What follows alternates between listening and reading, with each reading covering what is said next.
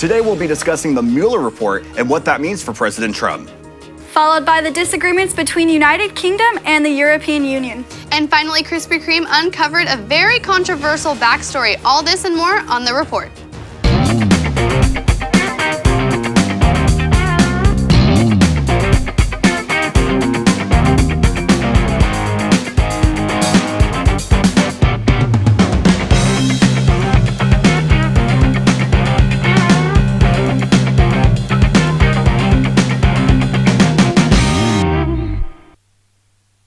Hello and welcome to The Report, Cal State Fullerton's premier source for news, views, and info. I'm Ryan Matthey. I'm Alyssa Freider, filling in for Leslie Duarte. And I'm Ashling Insulin. Before we get started with our first hot topic, we'd like to invite you to be part of the discussion this semester. Click on the link in the caption of any of The Report episodes to fill out a secure Google form with your opinion on any controversial issue that we've talked about now or in the past. As many of these issues are reoccurring and evolving, we also now have an official Twitter account at The Report CSUF, so expect polls, questions, and news updates.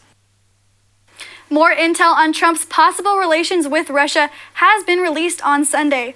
To sum it all down, Robert Mueller's report did not completely clear Trump from his previous allegations and also did not offer any proof to indict the president. Trump is, however, using the report as proof of his innocence after being investigated for 2 years. Here is CNN news correspondent Omar Jimenez with more details on the investigation.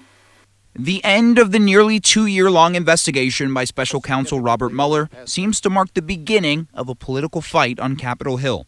On one hand, President Trump is celebrating what he sees as vindication. As part of the letter Attorney General William Barr submitted to Congress Sunday, Mueller did not find President Trump's campaign or associates conspired with Russia during the 2016 U.S. presidential election.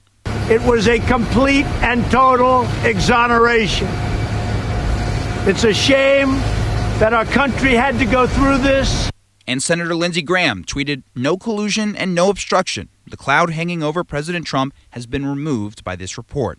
Also in the summary, Attorney General Barr and Deputy Attorney General Rod Rosenstein decided there wasn't enough evidence to prosecute the president for obstruction of justice. But then at one point, Barr quotes Mueller's report directly, writing, "While this report does not conclude that the president committed a crime, it also does not exonerate him." We haven't seen anything, basically a 3-page letter so far, and I think it's deeply concerning that, that we don't have the full report. His conclusions raise more questions than they answer, given the fact that Mueller uncovered evidence that, in his own words, does not exonerate the president. Moving forward, Attorney General Barr says he does plan to release more, but he's working with Robert Mueller to redact any sensitive information before it can be made public. In Washington, I'm Omar Jimenez. So this whole report is pretty crazy. I mean, they don't even reveal most of the information in the report. So, what do you guys think about it? I think it's wild, especially after almost 2 years of this. This wasn't something that we were expecting to happen. Let me just read from what CNN said, that there were at least 16 Trump associates who had contact with Russians either during the 2016 campaign or during the presidential transition process. And we know 3 of them, specifically Michael Flynn, Michael Cohen, and then George Papadopoulos. Sorry, I can't pronounce that name. They either lied to Congress or to the federal investigators about those interactions. So if y'all don't have anything to hide, why are you guys lying about it? What is there to lie about, Right. There were also 34 people that were indicted throughout this whole process. One of them not being the president, which I guess if they find him not guilty or they didn't find him for the things that he was supposed to be charged for, I understand. But still, he was not interviewed at all. He was not interviewed at all for any of this. And that kind of shocks me because he had so much, I guess, against him, and so many people were suggesting that he was doing all these things during his campaign and talking to Russia and all this stuff, but why wasn't he interviewed? And it's wild because he said specifically, of course, on Twitter, that he has so much to say about this. There's so much information that he wants to speak of, but when he was invited to do an on-camera interview, face-to-face, he rejected it, or he was advised not to do it. Yeah, instead he did the written answers and things like that, and I think that just shows how kind of sketchy this whole investigation is. I mean, I think it reveals on both the Republican and the Democratic side that there's definitely something going on that is not being said, because one, he didn't want to, sit down for an interview. So what did he not want to say that he was hiding, you know? Well, like Ryan said he had so much to say, so being advised not to, who is advising him, and what are they telling him, like the possibility that he could get caught up for? If he has nothing to hide, sit down and do your on-camera interview.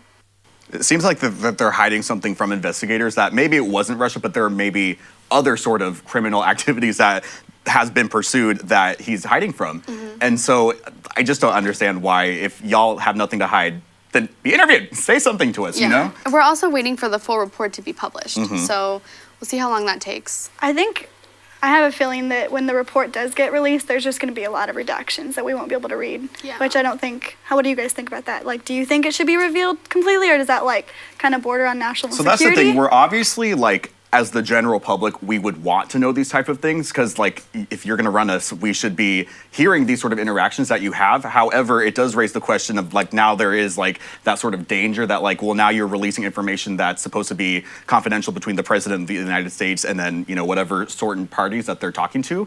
So it's like, I don't know, like, it's from a moral standpoint, it seems like, yes, you should be releasing this, but then from the security standpoint, maybe not. I don't know, Ashley. But like I said, if they have nothing to hide, who is it hurting? And national security of what? So you were conning around and you were trying to build stuff in Russia while you were running for president. Okay, you got caught. You know what I'm saying? If only it was that easy, man. I know. It's not. But I do think that they should put out the whole thing. Absolutely. If they have nothing to hide, go ahead, put it all out. Yeah, I Prove agree. your innocence, you know? Guess we'll find out. But we have an update on Jussie Smollett's case. The prosecutors against Smollett dropped all charges against him, which raised concerns from Chicago Mayor Rahm Emanuel, stating the decision to drop the charges is a whitewash of justice, and still believe that Smollett is guilty for creating the racially charged hoax.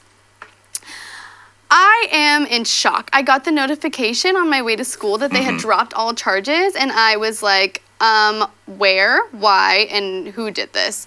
You know, like, it's clear that he did this. We've already found out that he paid these two people. Why are the charges being dropped? The mayor is right.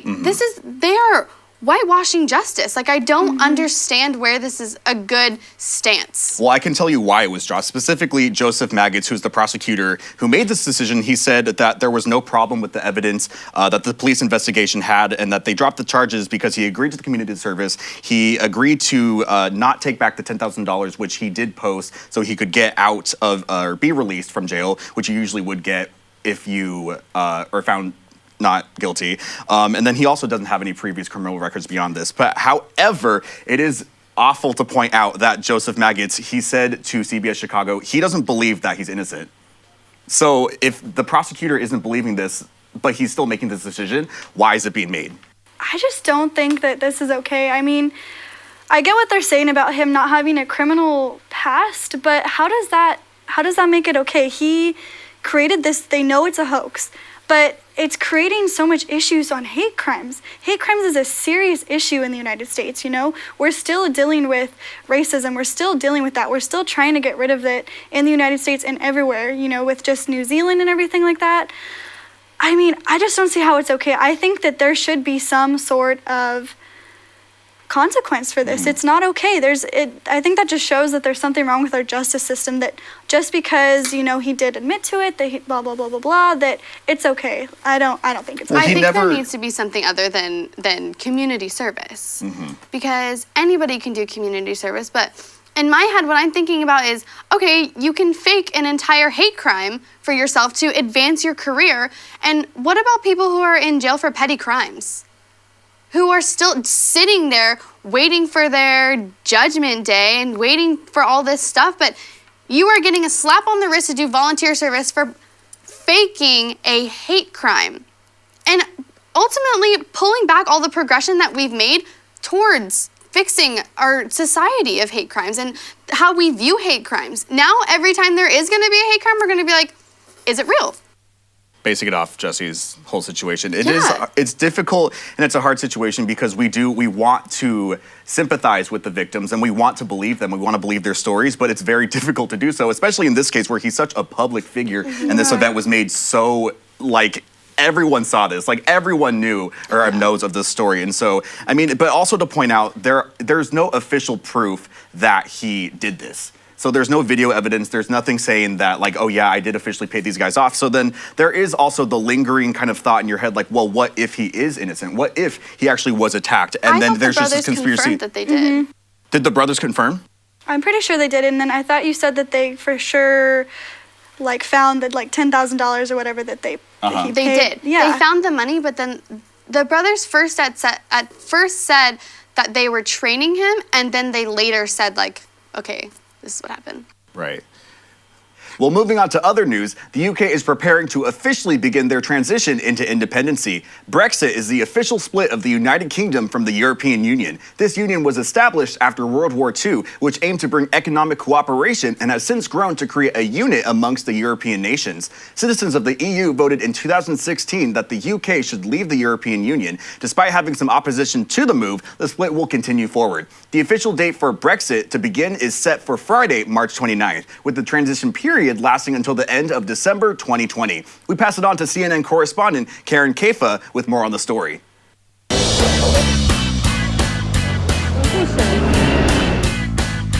They've had almost 3 years. Now, Great Britain getting at least 2 more weeks to make their Brexit. Brexit, of course, is Britain's exit from the European Union. Britons voted by a slim and stunning majority to leave in June of 2016. British Prime Minister Theresa May has navigated the very messy divorce. Over the last 4 months, I have made the case for that deal in Westminster and across the UK. I stand by what that deal achieves for my country. A 2-year countdown started when the UK gave the EU formal notice on March 29, 2017.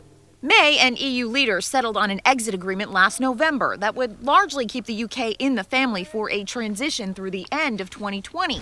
But British Parliament has rejected May's deal more than once and hasn't found another compromise. A major sticking point, the Irish border. In a post-Brexit world, Northern Ireland, as part of the UK, will be out of the EU. The Republic of Ireland will remain in it.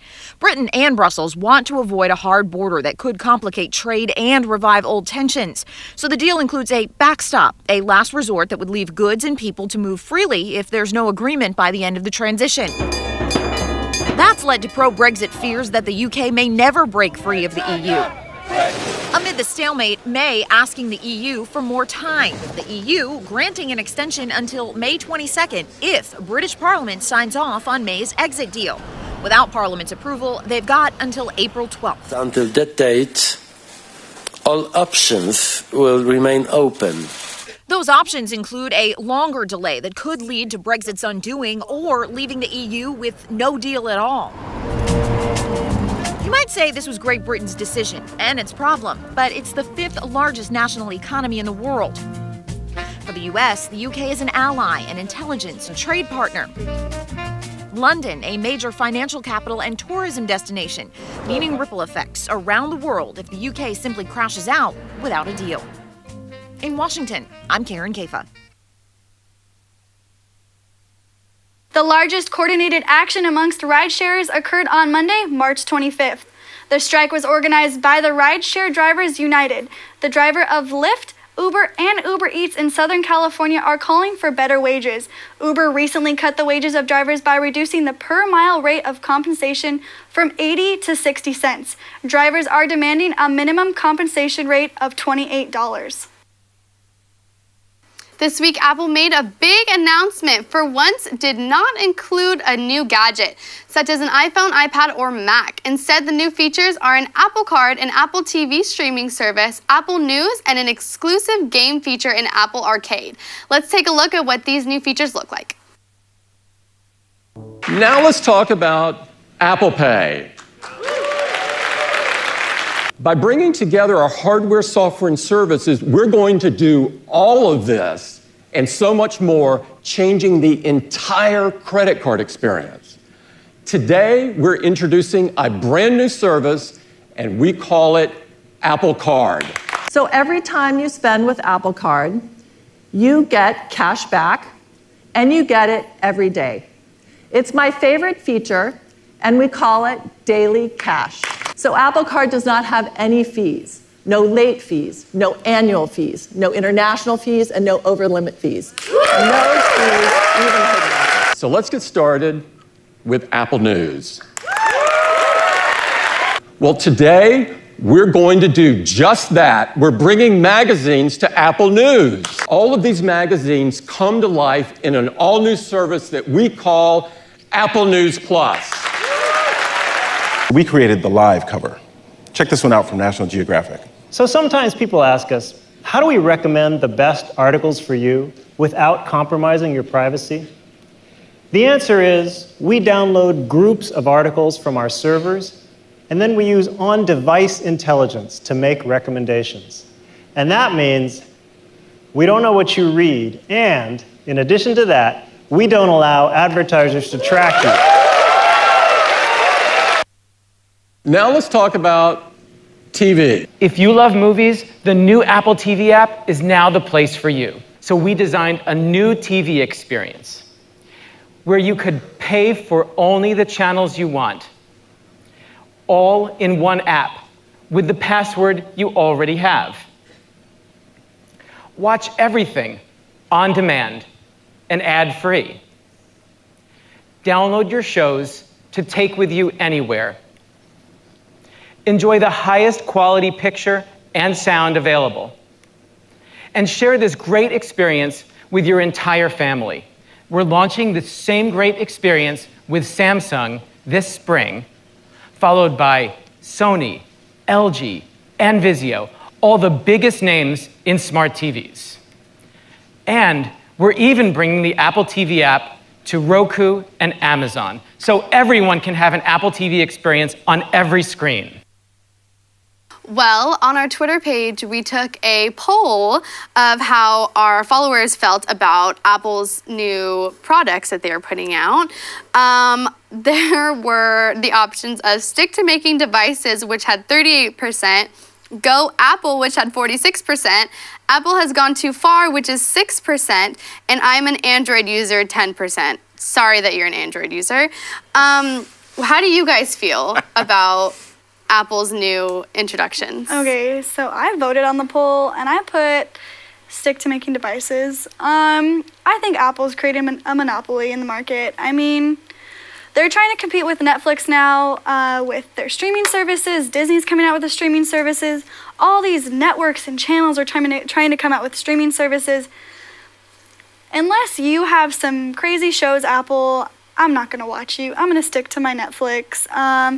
Also, their credit card, I think it's bogus. I don't see how, I'm sorry, I don't see how that there's gonna be no annual fees. I don't see how there's no late fees. It's not even for people who have never had a credit card. Like, I just don't see how it's gonna work. I think there's gonna be something in the fine print that no one read in the terms and conditions that are gonna come up later. Like, well, I just want to say, like, with Apple, it's a company and it's a brand that we're all comfortable with. We all know it. It's the same with, like, Disney having its own streaming service. It's a company that we're all comfortable with. And so, yeah, it's going to seem a little more attractive to go to something we feel like we already know versus doing something else. So, I mean, I don't personally believe that we should blame Apple for trying to compete because, like, they're a company. They got to do what they got to do to stay afloat. So, but again, there are people who find this very attractive and think this is maybe, like, one of the best things to come out. I do. I found it all very attractive. And Ashley's one of them, yeah. I did. Don't get me wrong. I am going to stick to my Netflix and my Hulu. I probably will not go for the Apple streaming service, but things like the credit card look very appealing to me. They did say, you mentioned it earlier, that if you don't have a credit score, you're not going to get the card, but as somebody who doesn't have a credit card, it does look appealing when I saw the 00000 and it was like no fees, nothing, you know, all that stuff. And I was like, that looks really appealing. But I'm sure, like you said, there is something in the fine print, but when have you ever signed up for something and there's not something in the fine print? Yeah, you're not wrong. Also, with their Apple News Plus, like, I think that's actually pretty cool. The only thing that I will say is they've been very vague about a lot of things. Like in the video that we watched, they said something about, you know, we're going to give you suggestions for what you're reading, and we're not going to track you. And then he's like, oh, to answer that question, and he just doesn't answer the question. He just moves on. He doesn't say, like, how we're not going to track you, how we're not going to, you know, because their latest thing has been privacy. But they're very vague on all their privacy. So, I don't know. Seems a little fishy. I believe he said something about how the news service will be able to recommend stories for you that they think would be interesting to you, but they're not following you. They're not following what you're doing. So it's like, what is the truth? What are you saying? Well, honestly, with all the privacy things and suggestions on just about anything, whether you're on Facebook or you're just scrolling through the internet, like anything, I've always been kind of okay with suggestions because sometimes it just reminds me to do things. Like if I was on Target scrolling through and like an ad comes up for milk while I'm reading an article, I'm like, oh my God, I forgot I had to get milk. Like things like that. Or like when I'm going shopping, like doing online shopping, they're like, don't forget you put this in your cart. I'm like, oh, you're right, I just got paid today, I'm gonna buy this. Like I've always been pretty cool with suggestions. Like I don't mind that they're kind of tracking me because they give me suggestions that benefit me. Like it's not like I'm reading a story and they're like, oh, don't forget to read this entire story that you forgot, you know? Like, it's all interesting things. I've never really minded suggestions. Yeah, I think this whole release is super interesting, and then once we do come out with the fine print, then we'll read it, and then we'll see what happens with it. Well, moving now from Apple to pizza, or to burgers, well, not necessarily. Well, the debate has always been between In-N-Out and Five Guys, but what about In-N-Out and Puma? In collaboration with designer Mike Cherman, Puma designed 2 new products that pay tribute to the California lifestyle and its burgers. However, In-N-Out has filed trademark infringement, claiming that the design is using their trademark without permission. The fast food chain asked for Puma to cease production of the shoes and to be awarded of any profits related to the sales. Speaking of food, the owners of the famous Krispy Kreme have released information stating that their ancestors had Nazi ties. The Ryman family is one of the richest families in Germany and own brands such as Krispy Kreme, Panera Bread, and Keurig. The Raymonds started an investigation into their ancestry and found that members of their family were supporters of Hitler and have even donated to his paramilitary forces. This raises the question, should people be boycotting Krispy Kreme, Panera Bread, and Keurig for these ties? Well, the donations that, at least what I have read, were not anytime recent. These were back like in the 1930s during like World War ages. And so, you know, I'm pretty sure all of our ancestors have done problematic things because our standards have changed, our morals have changed, you know? And so it depends on the person. I'm not Jewish myself, so obviously having a huge corporation like this donating to an anti-Semitic group like that, it might raise some questions or it might provoke some sort of emotion from them. But personally speaking, for me, like it happened such a long time ago, and like the current owners of the company, I don't believe are endorsing, you know, any sort of donation to any sort of anti-Jewish groups. And the point that you made when you're talking about how long ago that was, and I personally think that they put this information out there to say like, this happened, we're not hiding it and we're not being sketchy about it, but this is what happened in our family history. Because they put this out there, right? They made this investigation on their family themselves, you know? They could have kept that information to themselves, but they made that public knowledge to probably protect themselves if it ever came out. I kind of respect that they put it out there, and I don't think you should boycott it, or I personally won't boycott it because it was years ago. Yeah, I completely agree. I mean, I think it's always better, you know, when your mom told you, like, it's better to tell me than lie. Like, I feel like that's, like, the way that they did it, and I think it's really respectable that they did that. But also, this, like, brings up, you know, In-N-Out, where people were boycotting because of the owners' donations to the Republican Party. Chick-fil-A with their donations to anti-LGBTQ organizations. You know, like, do you boycott places like that? But How the do you difference feel? is those sort of contributions were recent, fairly recent, within the past like 10 to 20 years, right? This happened almost 100 years ago. This was very distant and very in the past. So like in terms of those boycotting like In-N-Out or Chick-fil-A or like, you know, current sort of organizations like that, it's a little bit different because those are reflecting the values and the viewpoints of the people who are currently running and operating these companies. And that also raises the question that if you are boycotting places like In-N-Out or Chick-fil-A, you are the minority that who are boycotting it. Even if you do, if say us three were like, that's it, we're never eating at In-N-Out or Chick-fil-A ever again. That's 3 of everybody who's gonna go. People are still gonna go, and it will make us feel better and reflect our values and our morals by not going, but it's still not gonna hurt them. So they still have all the power whether or not we go. But do you think that you should even, like, if you were, like, say you were, like, against that, do you think you would even still boycott them? Because, I mean, ultimately, it's not the employees' fault that their employers, you know, decided to make these donations or whatever. Like, would you still boycott them because of that, or, like... Like, I know, like, when the whole Chick-fil-A thing came out, like, speaking as someone who's a part of the LGBTQ community, that was, like, very hard to hear. It was very difficult to, like, look at, especially, oh my God, their chicken's delicious. I love their nuggets. I think it's delicious, and it's a fantastic meal. However, reflecting, you know, that sort of company value of, like, we think it's okay for companies and for organizations to kind of go against everything that you are. It's like, it's a little disheartening, and then that makes me in turn not want to eat there. Right. So I don't know, it depends on the person. It depends on what they feel like.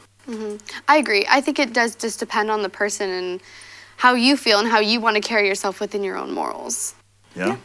But, you know, food, I guess. How do you pick, though? Honestly, how do you pick? Which one can you live without? I know, which spicy one do chicken you sandwich live all without? day. Like, how do you live without your Chick-fil-A chicken strips and waffle fries, you know? You go to Raising Cane's. It's It's not not that hard. equivalent, but Okay, well, that is a different topic for a Not different equivalent. time. Moving on, this is our last week of March, which means that it is the last Women's History Month feature.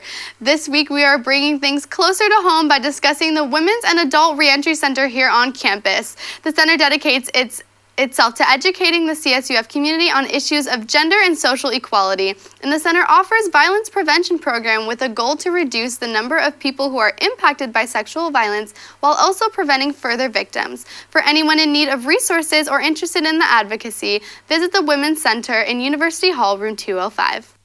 And with that, that's all the time that we have today on The Report. Have a great week, everyone, and stay tuned for more news, views, and info. I'm Ryan Matthey. I'm Alyssa Freider. And I'm Aisling Anselin. Stay fresh, Fullerton.